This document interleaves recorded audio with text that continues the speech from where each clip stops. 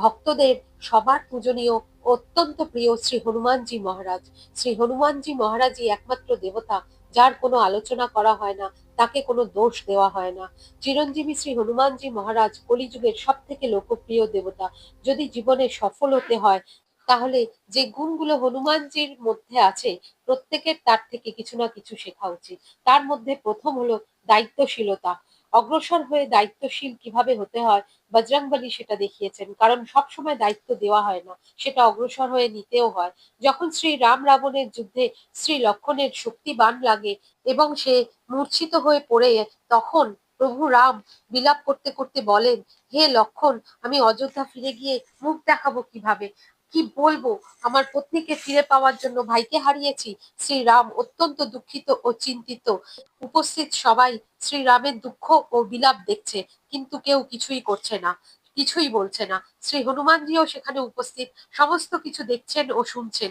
তিনি প্রভু রামের কাছে এগিয়ে যান এবং বলেন, হে প্রভু, আপনি চিন্তা করবেন না, কালেরও ক্ষমতা নেই শ্রী লক্ষণের প্রাণ নিয়ে যায়। আপনি আদেশ করলে এক লাফে গিয়ে চাঁদকে নিয়ে আসি, তার মধ্যে থেকে অমৃত বের করে প্রভু শ্রী লক্ষণের মুখে দিয়ে দেবো।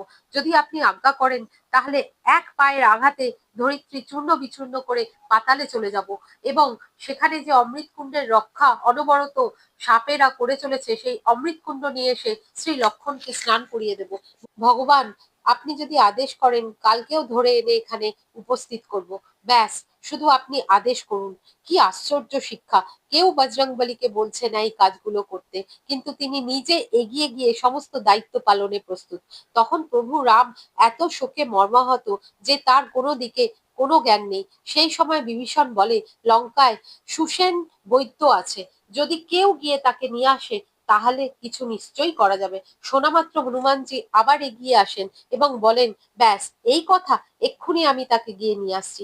কেউ কিছু বলার আগেই তিনি সুসেন বৈদ্যর কাছে যান এবং ভাবেন বৈদ্যকে কিছু বললে তিনি নাও রাজি হতে পারেন আসতে। তখন রাত্রি হয়ে গেছে, সবাই গভীর নিদ্রায় আচ্ছন্ন। শ্রী হনুমানজি অত্যন্ত চতুর এবং হুঁশিয়ার। তিনি শ্রী রামের ওপর অবিচল শ্রদ্ধা রেখে জয় শ্রীরাম বলে সুসেন বৈদ্যকে তার পালঙ্ক সমেত উঠিয়ে নিয়ে চলে আসেন এবং মূর্ছিত শ্রী লক্ষণের সামনে এনে পালঙ্ক সমেত সুসেন বৈদ্যকে নামিয়ে দেন এবং বলেন, বৈদ্যরাজ, শ্রী লক্ষণের জন্য ওষুধই বলুন। বৈদ্য সুসেন বলেন, প্রায় বাঁচানো অসম্ভব। হনুমানজি আবার এগিয়ে এসে বলেন, বৈদ্যরাজ, আপনি শুধু বলুন কি করতে হবে। বৈদ্য বলেন, উপায় আছে, কিন্তু অত্যন্ত কঠিন।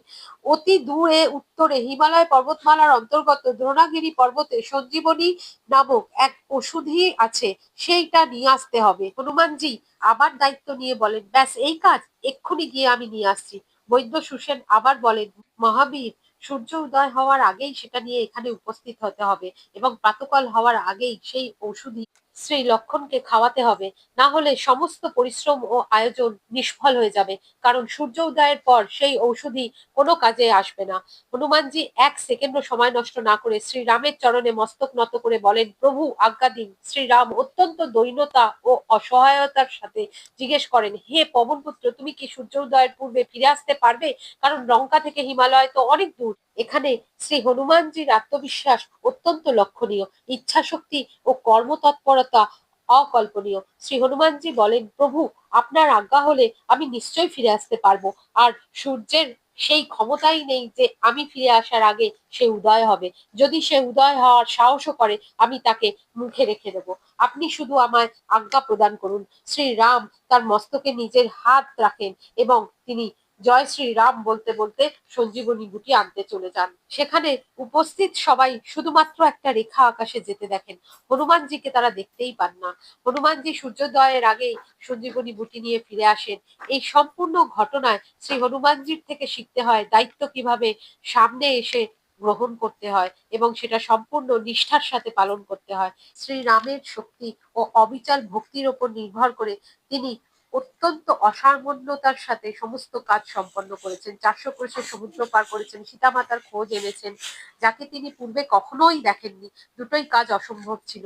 অহিরাবণকে তিনি হত্যা করেছেন যখন শ্রীরাম ও শ্রী লক্ষণ পাতাল লোকে নিয়ে গিয়েছিল বলি দেওয়ার জন্য। হনুমানজি তখন পাতাল লোকে গিয়ে অহিরাবণকে মেরে ফেলেছিলেন। যখন ভগবান নাগপাশে বাধা ছিলেন, তখন শ্রী গরুর মহারাজকে দেবলোক থেকে তিনি আনতে গিয়েছিলেন।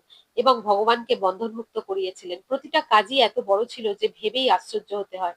তারপরে শেখার মতো জিনিস হলো হনুমানজির সদা প্রসন্নতাপূর্ণ আচরণ। তিনি সমস্ত পরিস্থিতিতেই প্রসন্ন ও নিশ্চিন্ত। প্রসন্ন চিত্তে ভগবানের বাস, শ্রী বজরংবলীর হৃদয়েও সর্বদা শ্রীরামের নিবাস।